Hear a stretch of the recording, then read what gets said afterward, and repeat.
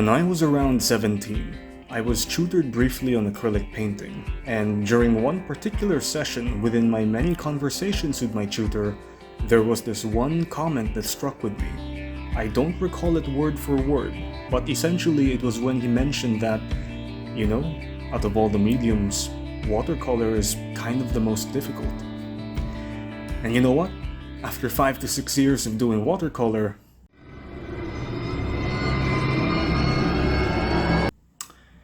well, I don't think he was wrong. During the bulk of my childhood, I mostly delved into digital art, but there came a point where I just had to let it go for a while during what would be my drawing arc, where I went back to the basics with paper and pencil. And while I was finagling with pencil and paper initially for the most part, the lack of colored works bothered me a bit, as during my digital art before that, color was a very prominent thing for me, and thus I was forced to dive into other traditional mediums. And of course, the very first logical step in my mind was, alright, it's pencil and paper, what's the colored version of that? Well, colored pencil.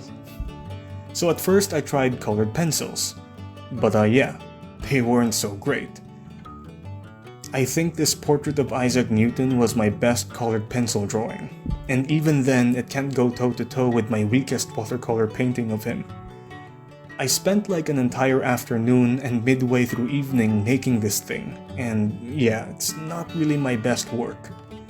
Perhaps if I delved further into the medium and honed in on how to use the materials properly and whatnot, I might have become decent in it, but either way, maybe it just wasn't the medium for me. Up next was acrylic, where I have mentioned beforehand had a brief tutor, and while it was cool, material-wise it was kind of expensive. Paint ran out quickly and storing canvases was a chore. Although, it did teach me to value and use paint wisely. Every brush stroke was no longer a Ctrl-Alt-Z away or some cheap line. It was thick pigment with water that was going to dry if I don't do something quick, and if I don't plan correctly, it just messes things up, burns up money, time, and material. What I realize about myself there and then is that I get good by volume, by painting more rather than getting it perfectly on the first try, and the maintenance of something like acrylic or maybe even oil painting might have proven too much of an inconvenience as opposed to just paper and pencil or using the computer. However, the value placed in every stroke would eventually affect me, positively that is, in the future at that point.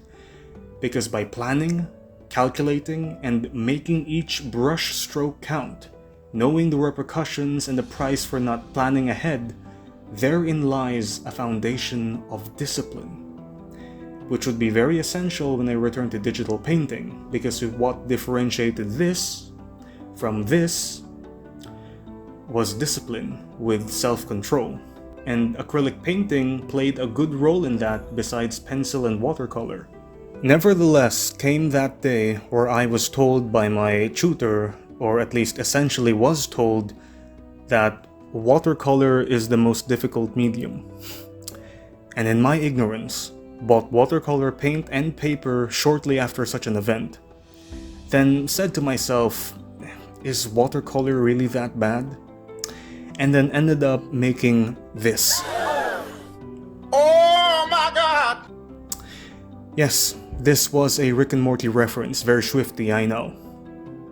So right there and then, I realized, without a single shred of doubt, bearing immaculate evidence, that I sucked. This is like a 5-year-old's drawing by a 17-year-old teenager. The rocks, trees, mountains, and sky made no sense. The rendering too, everything looks as if they are at the same distance. From that experience, a good chunk of my ego was bitten off, and I felt as if I needed to solve a puzzle. So I made new paintings. I painted and painted, but this time, there was a method to the madness. At first, I was getting the feel of water, along with its ratio to pigment, charging the brush, the flow of the paint on paper. a feel no different from the graphite and strokes of pencil or brush and paint of acrylic. My first watercolor paintings were more of attunement, a sense of feel and familiarity to the brush, water, paper, and paint, with all its gum arabic goodness. They were of course not of high quality, that I was at least humble enough to understand at that time, but it was a phase in studying the medium that so intrigued me with its mystery and difficulty in practice. The water control especially was a bothersome experience at first, relying on painting on scratch watercolor paper to test if the water was too much or too less. But in time, after months would pass by, years even, I began relying on them less and less, as if by muscle memory, I eventually got the hang of charging the right amount of water and pigment at my leisure. And so this was it, watercolor, a traditional medium where I could fail as often as I can like in pencil and paper, without the inconvenience of acrylic painting nor the complacency in digital painting. I felt as if it was a medium tailored to myself, just beyond my comfort zone but not too deep into discomfort, like the Goldilocks zone of improvement. This was a place of progress.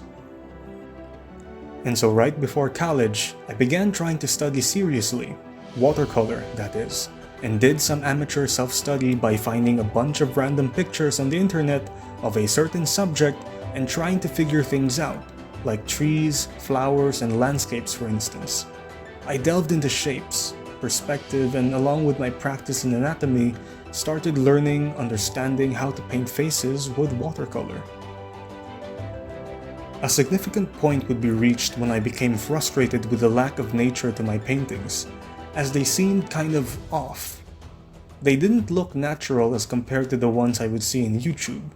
So one day, with these 3 reference images, I made little to no sketch lines and just blasted empty paper with watercolor, honing all that practice and study to produce something that would take me to the next level. From there on, I made it a habit, a schedule, to paint every weekend. It was on Sundays, early in the morning after breakfast, in my freezing dorm room, where the light would be perfect on my table, listening to documentaries or audiobooks, and so I would paint from a reference image I prepared from a couple days ago, figuring out how to paint the light, the colors to use, why some techniques work, why some do not, experimenting, learning different materials and how they interact in the world in order to understand why I should paint them in one way or another. The types of watercolor paper, I must add, was both a hassle and something I needed to know, whether there was the factor of thickness, being hot or cold pressed, as a block or separate papers, the intricacies in the type of paper used, I would find out affected how the output would become, as the feel and texture would vary, which would sometimes put me off my game, but over time I got the hang of it. It was a time well spent. I enjoyed in my solitude in conjunction with my drawings, as well as the feeling of such place and time, the joys of painting. Maybe the closest thing I can say to feeling like Bob Ross.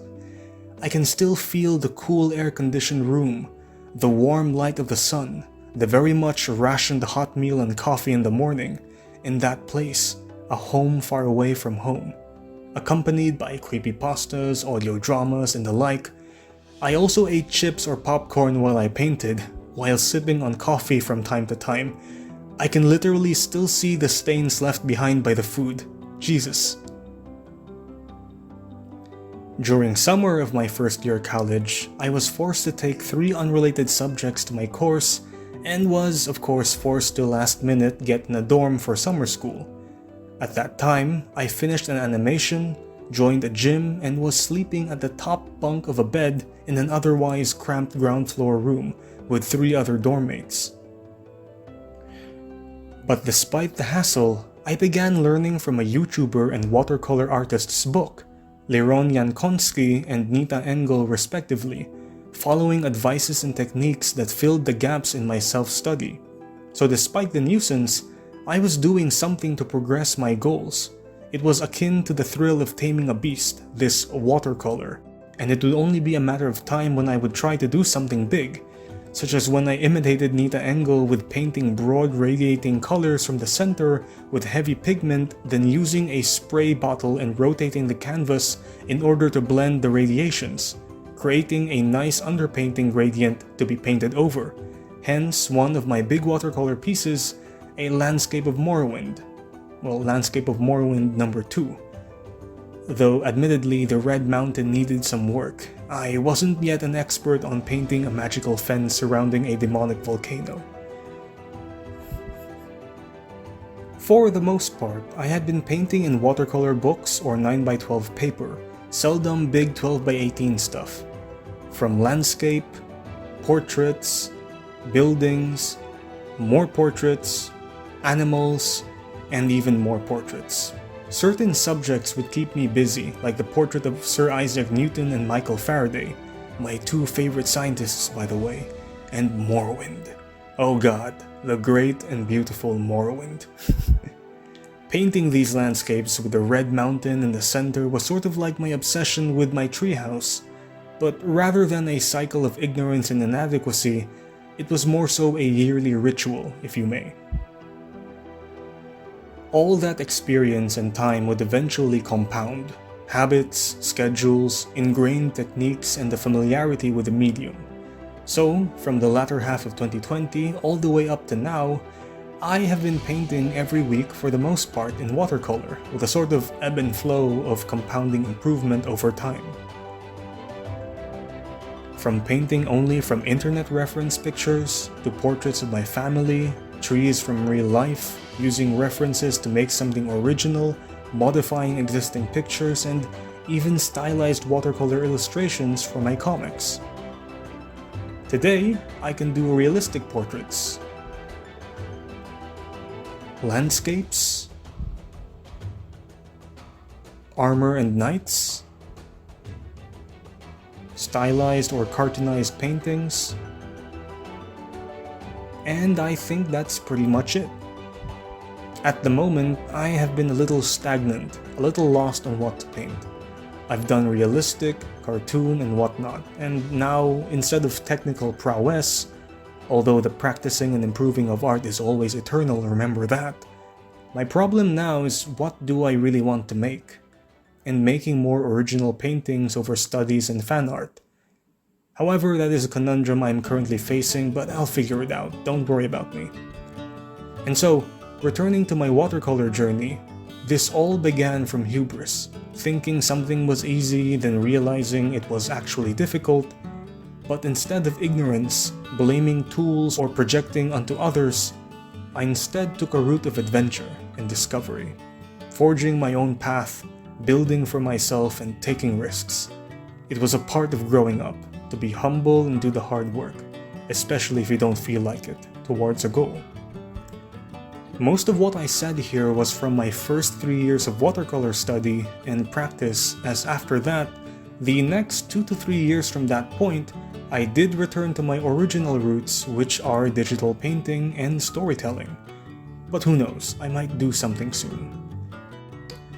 And so, that's about it for my watercolor journey. Well, the significant parts of my early days, that is. And I hope that whoever finds this, who is on an art journey themselves, be it doing one medium or like me, did a lot, a bit too much to be honest, all I can say is that it's going to be a ride. There will be ups and downs, and in the end, when you look back, hopefully you'll appreciate it. Honestly, my initial goal in watercolor and just art in general was to be able to create and paint painterly portraits, kind of like semi-realistic. And I have done it like thrice in 3 different mediums. Of course, there is always room for improvement, I'm very much aware of that, especially the longer I do this. But in any case, I have indeed achieved that initial goal, that superficial goal. And now I'm trying to figure things out at the moment on what to do next, as is at points in one's own art journey. Nevertheless, I hope this has provided something to anyone who finds this. Gratitudes for your time, and if you are pursuing a grand passion or goal, with all your heart and soul, no matter what happens, no one can have the right to judge you for not having tried. Also, you live a life with a little less regret. A pretty good deal if I may say so myself. Until then, see you.